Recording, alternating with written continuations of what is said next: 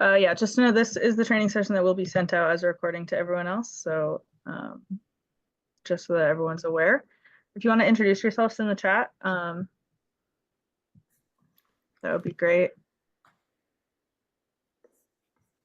And we'll get started in just a minute.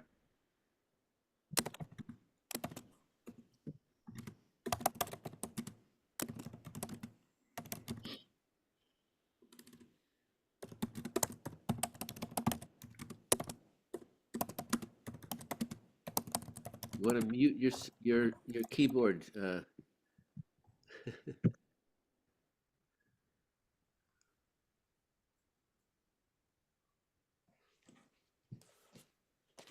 Hello. Hello. Hi, everyone. Hi, Maria.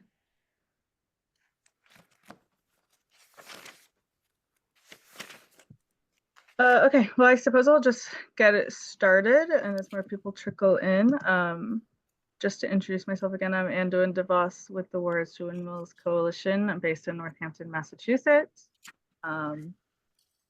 Everyone can see what's up on the screen, correct? Okay. So we're just going to be doing an info session today, basically running down how the lobby day will work, as well as brief trainings on both of our priority legislative bills. One of these bills is completely new to the session, so it's going to be really important to get a good background on it. And then the other one is new to, I think, everyone involved in this lobby day as well. That will be important as well. So I will kick us off with logistics and general information about divestment, and then we'll move to Malika to speak on the Act promoting responsible investment, and then Timon, who will speak on, it's got a really long bill, it's in the slides, but an Act to mandate climate risk review in the pension fund. I'm angling that name, we'll get to it. And that will be the rundown, and there will be questions throughout, and then we'll also, if there's interest, I want to give people the opportunity to practice lobbying. If you want to quickly raise your hand on Zoom, if this is your first time lobbying. Are there any first timers here?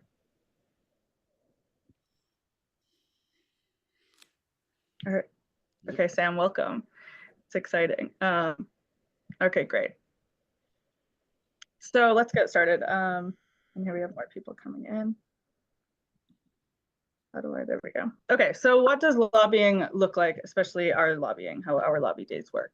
This is an opportunity to speak with your representatives on the issues that matter to you, obviously. You need to be passionate and convincing on a topic. We're basically trying to get them to support this bill. We lobby in teams. And the teams will range experience. We have several people who have never lobbied before signed up, several people who have done it a couple times, and people like me who have organized these days several times. So the teams will range in experience. You'll have people who know what they're going to talk about to fall back on and support you. This day, especially based on where our registration's at right now, the teams will be about 5 or 6. So it's a pretty big lobby team. And we'll be meeting with members of the committees that are responsible for the first round of voting on these bills at this stage. That's not necessarily your representative, so it's a little bit of a different kind of advocacy. They do love to hear from constituents, obviously, but since these bills affect the entire state and since they are in charge of the committees and we are representing this broad coalition, we go talk to them, just gauge where they're at on these bills, see what their questions are, and talk to them and try and push them on it. So we're meeting with these committees. I'll talk about what the committees actually are when we get to what the bills are.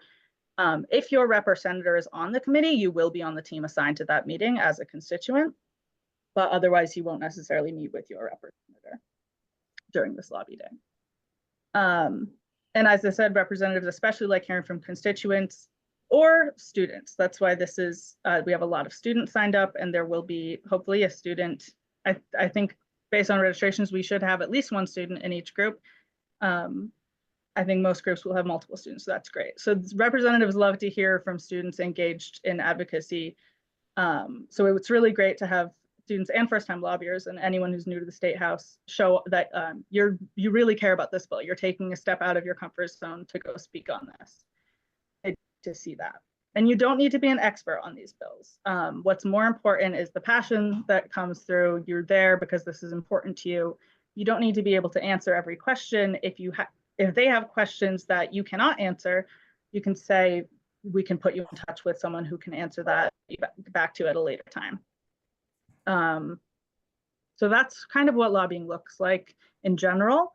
In more specific terms, this is what it will look like when we go into the office. So you'll have a schedule of meetings, which I'll have set up for you, and you will receive that day when we gather in the State House. So you'll have a schedule. Your team leader will be experienced and will be in charge of that schedule. You'll go into the office. Someone from the team will introduce themselves. Hello, my name is blah, blah, blah. We have a meeting with, you'll have the name from the schedule about this bill. If the person you're talking to doesn't know about the meeting and they prompt for further information, you can say you're there with the Warheads to Windmills Coalition and they should have enough information from there to go find that meeting and set you up. From that, you will likely sit in a circle with a staff member or the representative themselves. Most of these meetings will be with staff. There are a handful that are with the direct representative, so that's really cool. But at this stage, we'll mostly be meeting with staff members, their legislative directors or legislative aides. So that you'll sit in a circle in your team. Basically, they'll ask you why you're there and why this is important to you. You won't have much time with them, and this is key. Throughout the day, we have meetings on 30-minute increments. Generally, you get around 15 minutes in these meetings. So you want to very briefly introduce yourself, especially noting if you're a constituent or a student, or if you're representing a larger group who cares about these issues. And that one person should briefly describe the bill, just introduce it with 1 or 2 lines. And then each person should state why they think it's important and why they think that representative or senator that they're talking to should support the bill. Our goal with these is we want the reps to support the bill favorably out of committee. So that's like our ask. That's what you want to emphasize. You want the rep to support moving this bill forward in the State House. And or if they're really on board, you can ask them to co-sponsor it, and that would be really great. And it's important, since these are especially new bills to us, that someone in each team should be taking notes, especially on the representative's position. If they're seem to be in favor or if they're against it, their response to what you're saying, and especially any questions they have that we can answer and maybe push them forward on that. And before you leave the room, thank them for their time, obviously. You want to end on the positive, just like a strong ask. We really want you to support this bill. We think it's important to us. And if they have questions, you can give them a point of contact. Either your team leader can do that, can be that point of contact, or you can give them my card. I can give that to all the teams. They should have my email anyway, but you can give them a point of contact to help answer any questions if they had any, to help them. Are there any immediate questions I can stop for here? Because that is the logistics of what lobbying actually looks like. Really briefly, yes, Susan? I was wondering, are both the components required from each of us? I mean, the climate and the mass weapons of destruction, weapons of mass. That's a great question. That's a great question. No, so we have 4 teams right now, and 2 of them will be meetings only on the weapons of mass destruction bill. 1 of them will be meeting only on the fossil fuel bill, and 1 of them will have meetings on both. If you indicated weapons of mass destruction only in your registration form, you'll be put on one of those teams. If you indicated both, you might be put on any of the teams. Okay. And I will let you know. Thank you. So that's a great question. Thank you for that. Great. Okay. So yeah, moving on to the legislation, just a quick overview, and then we'll get further into it by the actual speakers on these. But the 2 bills for this day are an act promoting responsible investment, which is a weapons of mass destruction divestment bill. This is assigned to the Joint Committee on Financial Services. So that's who those meetings will be with. It's presented by Representative Montano, Rep. Sabadosa, and Senator Jalen. It's calling for a divestment from all entities that manufacture, produce, promote, sell, or distribute weapons of mass destruction. These include nuclear weapons, chemical, biological, and a broader definition, which we can get more into. And And the other bill is about fossil fuel divestment. It's called, here's the full title, An Act to Mandate the Review of Climate Risk in Order to Protect Public Pension Beneficiaries and Taxpayers. You can also refer to these as the bill numbers, and during the day we will have printouts of the bills and fact sheets on them to hand out to the people you're meeting with. This is presented by Representative Dom. There is no Senate version, so most of the meetings for this will only be dealing with House members. I think there's 1 or 2 meetings with the chair and co-chair on that committee, but mostly it's the House side. And this is for divestment from fossil fuel investments or other investments, including but not limited to biofuel, that are driving the global climate crisis and are not aligned with Massachusetts' climate goals. And this is in the Joint Committee on Public Services. So this is just an overview of why we're looking at divestment specifically. The bottom line is we want Massachusetts to move its money out of unethical systems and reinvest in sustainable, socially responsible alternatives. And divestment is a way to do that. In the context of state funds, divestment campaigns demand that the state align its values with its investment decisions, or align its investment decisions with its values. And the state of Massachusetts holds the significant financial power in the public fund and has the ability to send a powerful message about what we uphold the society. We don't want to support weapons of mass destruction, and we don't want to support the climate crisis. Those funds could instead be invested in entities that benefit the people of Massachusetts.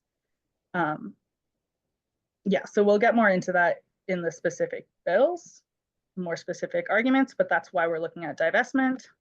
And just a quick note about the public fund, because these are pension bills at their core, so it's good to know what we're talking about the broader arguments here, but it's good to know the specifics of what the bills are going to do. So both of these bills are targeting PRIT, which is the Massachusetts Public Pension Fund. And obviously this has special importance for public pension holders, as the constituents who are profiting from those investments and rely on those investments for their retirement. But these issues also affect every person in Massachusetts. The public pension fund is invested in profits from risks like fossil fuels and in weapons of mass destruction. So PRIT, the public pension fund, state public employees have to contribute to it and have to rely on it for their retirements. But the backstop for the public pension is taxpayer dollars. The state contributions are funded by the taxpayer dollars. So everyone is contributing to this pension fund who pays taxes in Massachusetts. And PRIM, if you hear that term, is the Investment Review Board. They have a responsibility to make money for pension holders, yes, but that means they have a responsibility to make safe and sustainable investments. The end of the world, either by war or the climate crisis, is not going to be good for the economy or anyone's retirements. And I think that is it from me in general, and we can move on to Malika if you're ready. Yes, hi. I can speak a little bit to our bill now. So this bill is called An Act Promoting Responsible Investment. This act would instruct the public fund to produce a list of all weapons of mass destruction entities it has holdings in. So we define weapons of mass destruction entities as any company that manufactures, produces, promotes, sells, or distributes or weapons of mass destruction or facilitates those activities. So pretty broad and all-encompassing, basically any entity that's associated with weapons of mass destruction in any way. Then the public fund, after producing this list, needs to divest funds from those holdings, and the bill would require the public fund to report progress annually. It also directs state entities to review existing contracts and terminate contracts with weapons of mass destruction entities if practical. Wow, that is a mouthful. So the long and short of that is we are hoping to expose, make transparent the state's ties with weapons of mass destruction and then sever them. Yes. So happy to see everyone here. So just as some background, we're using a kind of global legal definition of weapons of mass destruction. So this refers to nuclear weapons, but also chemical weapons or biological weapons, including things like bombs, missiles, mines, but also things that deliver chemical weapons or biological weapons that are intended to harm a large and indiscriminate number of people or cause mass damage to artificial and natural structures or the environment. So many things under this category are already considered controversial weapons under international law and recognized by international human rights organizations as things that are targets to like reduce and eliminate, as many on this call know. It sounds like lots of folks have already done some work in this area. So I'm not sure I even need to spend a ton of time talking about nuclear weapons, but you can see here, nuclear weapons are a perfect case study. We used a broader definition because we really wanted to encompass everything that is a tie between the state and the military industrial complex.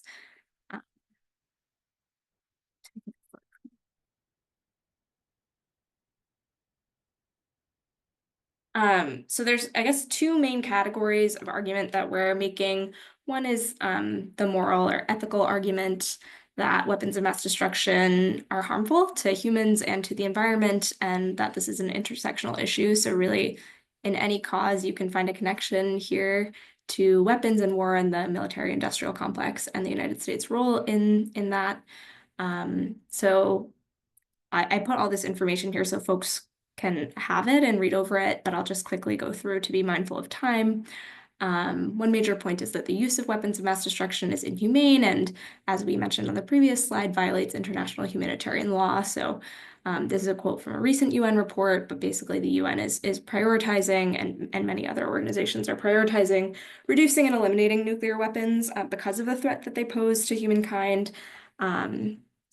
The second major point that we think about is that weapons of mass destruction have both immediate and long-term, like generational consequences to the environment. So we can think of things like gases, which are both harmful to when they're released, but also contaminate soil and water and can remain in soil and water for years, decades after their initial deployment, or fallout from nuclear weapons, which both are harmful in their immediate use, but then also get deposited in the upper atmosphere and can travel really large distances through the air due to wind and before being deposited elsewhere. So there's local consequence and also global consequence there. And then, of course, weapons have a huge toll on human life, and we know that that's both when they're used, but also before they're used in their production and distribution, and then also in their deployment and much afterwards. And then the second piece is the financial argument. So I think this is where we get a lot of our questions. I think like most people understand why weapons of mass destruction are quote unquote like bad, but the question around divestment is really a financial one. So we've worked with some experts in economic policy and divestment and have talked a lot about why divesting from the military-industrial complex is a financially sound strategy. I've highlighted some main points here, but in the talking points document that Anduin sent around, I think before the training, there's a little bit more information about each of these points. So the first thing is that investing in war is risky because of geopolitical changes, fluctuating defense budgets, changes in policy, shifts in conflicts that rise and fall. So we're thinking about the pension fund that supports retirement benefits of state workers. We want those funds to be stable, and we shouldn't be investing them in such high-risk sectors. The second thought is that anything that we're spending on military contracts is a dollar that we're not spending invested in our own communities. So again, this point is fleshed out in a big way in those talking points, in that talking points document, but we've shown that military spending does not provide substantial long-term return, but investing in human services and the infrastructure within our communities creates jobs, improves quality of life, and in the long term, that creates more stability, which is more economically beneficial. So we've also provided some examples of sectors that are projected to grow in the long term, like green energy, healthcare, education. And so it would make much more sense to invest our state pension funds in those sectors. And that would also help spread risk across different industries, which would make portfolios more resilient. So it's actually a good moral decision, but also a really stable financial decision for Massachusetts to divest. And then I think there's maybe one more slide. Oh yeah, so this can be done. I think there's a lot of like doubt about how we can. I think one of the biggest counter talking points is like, how can we do this? But it's been done many times before in Massachusetts. Our state actually is a leader in socially responsible investment, and there's even efforts to like ongoing efforts within the investment management board to make investments more ethically aligned with constituents' wants. But then concrete examples of how we've divested before in very similar situations. Massachusetts was the first state to divest from companies involved in apartheid in South Africa in 1982. We also divested from companies selling weapons for use in Northern Ireland in 1983 during the Troubles. I just liked this quote that was from a WGBH article where a local Catholic priest was saying, it was like, speaking for his constituents, and said, what person in Massachusetts wants their tax dollar to be used to promote anti-Catholic discrimination in Northern Ireland, which just feels very Boston to me, very Massachusetts. And then more recently in 2007, the state divested from companies doing business in Sudan in response to the genocide in Darfur. So we have like very concrete examples of times that this has been done before. And I think a strong, hopefully, selling point for Massachusetts is that we've always been a leader in the country in terms of progressive and like peace promoting policy. So why not do it again? Great, thank you so much. I think we have, I know you have to hop off, I believe, but I think we have, if we can take questions on this bill specifically for those who are going to be advocating for this.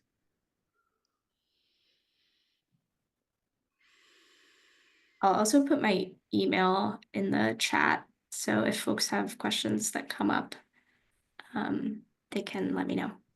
But maybe I Susan. guess you hand up, Susan.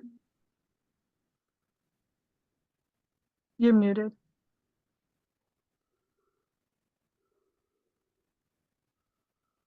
How will we know which part we're gonna, for example, what part am I gonna say? Yeah, good What I'd question. like to say,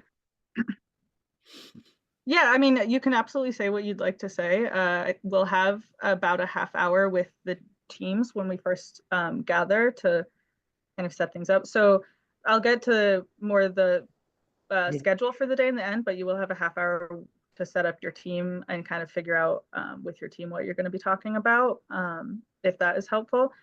As soon as I have the teams finalized, I can also put you guys in touch with each other specifically, but that'll be kind of, obviously you can speak what you want to say.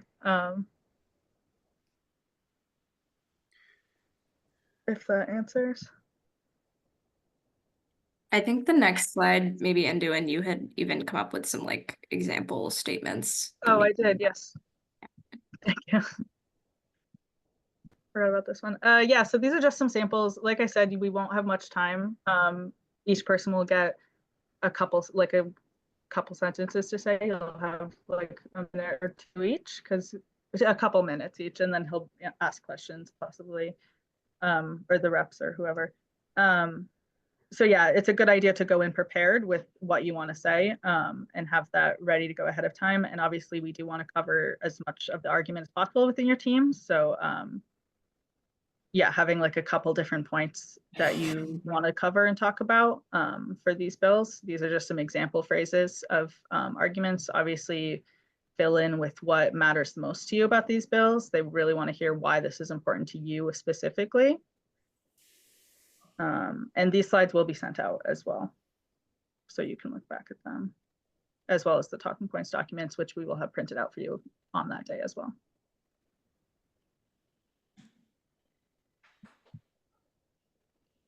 Is there any other questions or thoughts?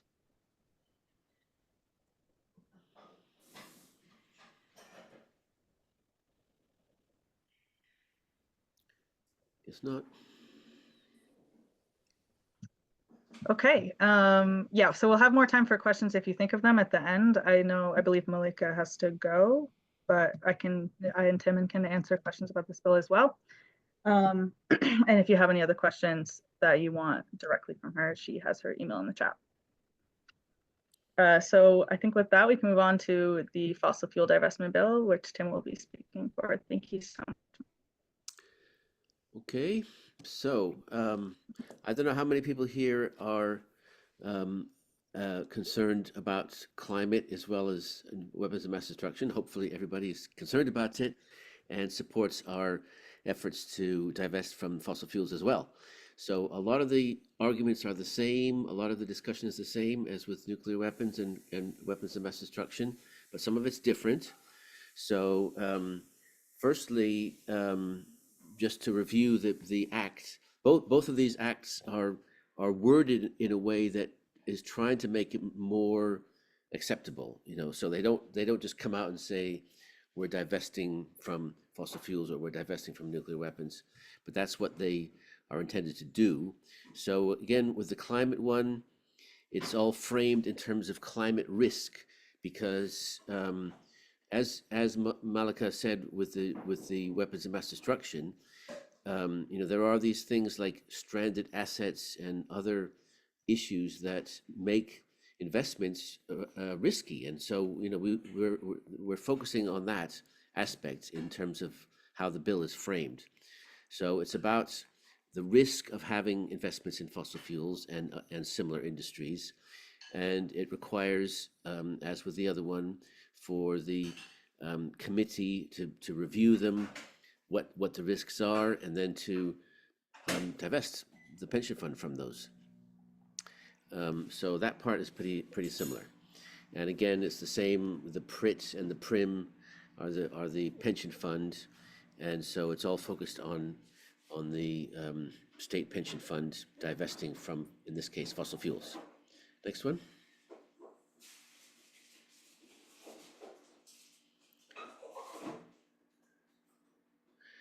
So again, there are the two different arguments similar to the weapons of mass destruction bill. On the one hand, there's our reasons why we don't want our money and our state to be invested in these things that are threatening the planet. And on the other side, there's also the financial arguments for both.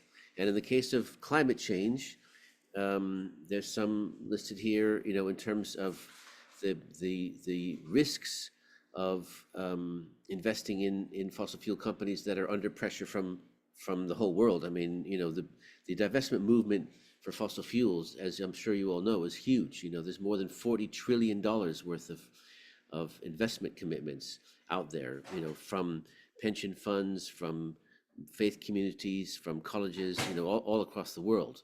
So it's a risk to stay invested in those companies when the rest of the world is divesting. That's the first thing.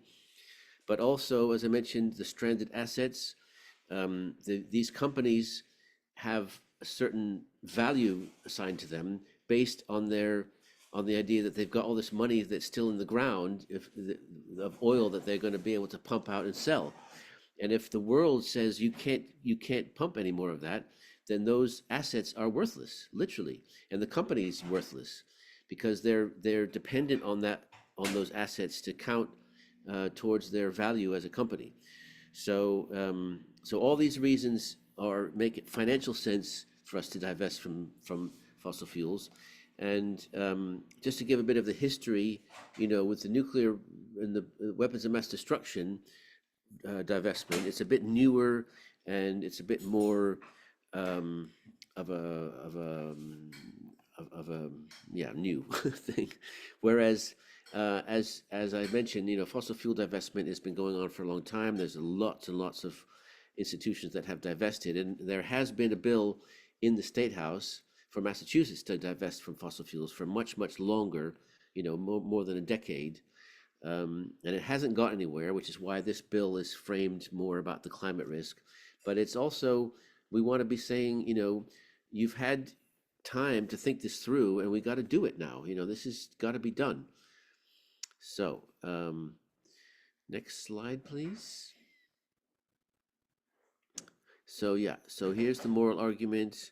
You know, the fossil fuel industry, as we know, is driving the climate crisis, and these companies have a huge amount of responsibility for why we're in this situation and how we got to get out of it. Because not only have they been misleading Congress and the public for decades about climate change, but they're also the companies, as with the military industry. You know, these are the companies that are lobbying every day Congress and the White House to keep things from being properly addressed. They don't want to. They don't want to stop losing their profits. So these companies have got to be put under some pressure to get us to move away from the threat that we're facing from climate. So the bottom line is we need to stop funding industries that are driving us towards extinction. Next slide, please. And they, yeah, and another point in there is about this also applies to both of these bills. You know, because of the federal government that we have right now, you know, we can't count on the federal government to do anything useful for us. So that's why we got to go to the state. And that's one of our arguments that we need to be making. You know, the state has to step up and do these things because the federal government is not doing them.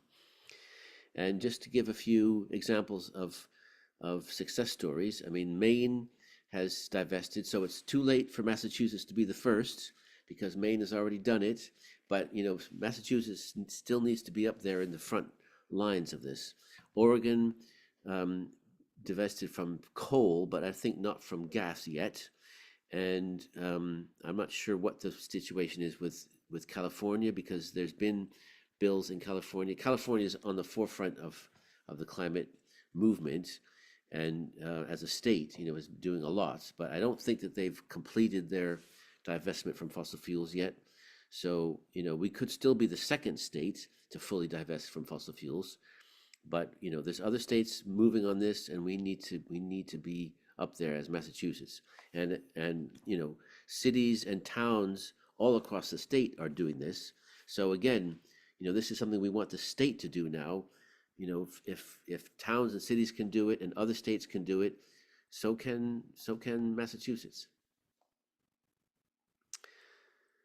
So again, with, you know, similar kinds of statements. Again, it's your own, you know, what you care about that you need to get across to the offices that we go to, but the kinds of things that we can be talking about, you know, especially if you're not a pensioner already. I mean, some of you might be getting a state pension. I don't know, but most of us are not doing that yet, and especially the young people that are coming from the schools and Northeastern or whatever.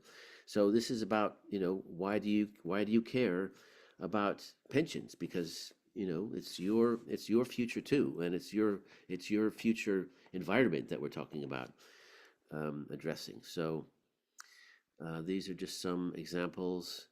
I think this bill is really crucial. We shouldn't be investing in entities that cause such damage to the environment and to the climate. I fear for my future, let alone for my retirement, even if I'm not going to get a public pension. So anyway, those are some examples.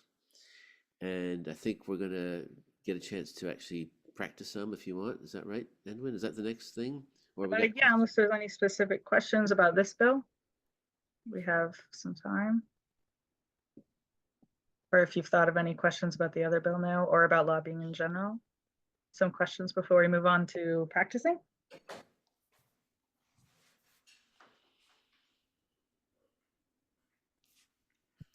Okay. Feel free to jump in if you have questions, raise your hand. Yeah, so this is kind of going back to what Susan was asking about. Different arguments will be effective for different people, but you don't have to cover them all alone. It's helpful to have a script for yourself or memorize a couple reasons that you're going to be consistent in saying in these meetings, and just get really good at saying those things that you want to say.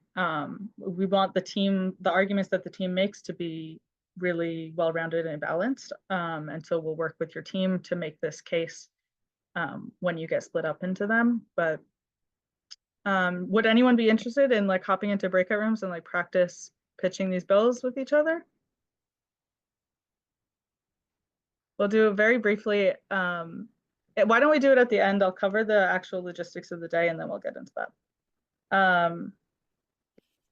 So yeah, and this will all be sent out, this information, in this PowerPoint and separately the actual schedule.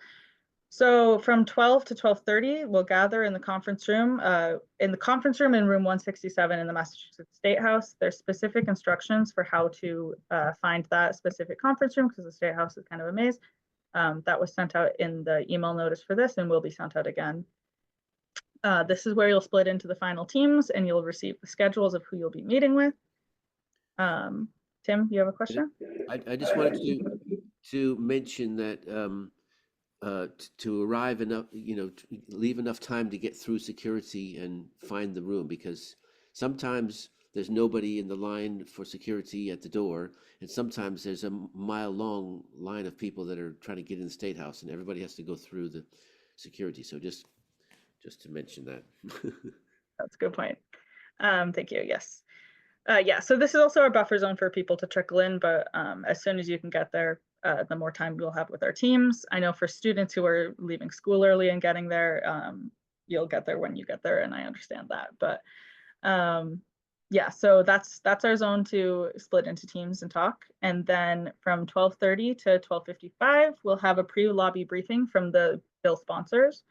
We have Rep. Sabadosa and Rep. Montano confirmed to speak on the weapons of mass destruction bill. And Rep. Dom will be joining us via Zoom to speak on the fossil fuel bill. There is a lot of overlap between the co-sponsors of these bills. Rep. Sabadosa is also on Rep. Dom's bill, and in the previous session was an original co-sponsor as well. So there's a lot of overlap between these ethical divestment movements, which is good. But so we'll have those speakers, they'll give a little pep talk, hype us up before we go off to our lobby meetings, which will start at 1 and go until 3:30. Again, you'll have the schedule with you. Your team leader will be coordinating that. We'll have them printed out.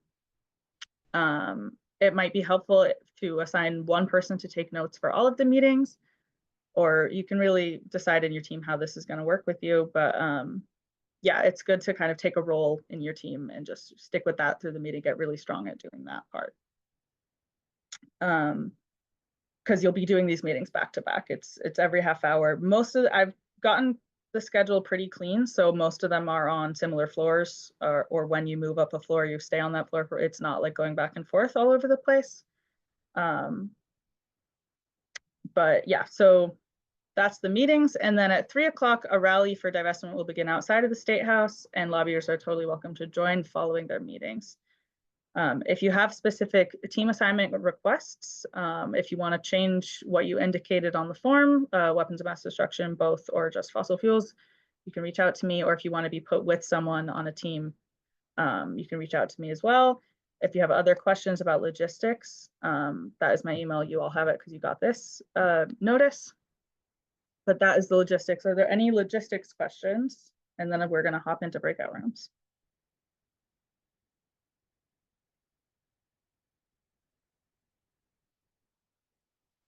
Okay, awesome. So I'm going to stop the recording, and how many do you think I should set up? 3 maybe? We'll have 3 people in a team, and I'll just do it randomly. Well, whatever. Yeah. Or do you want to do it a different? I think 2, if you can do it, and then one Okay. takes one listens, and then they just take turns. I don't know. Oh, 2 people per room. Sure. Yeah.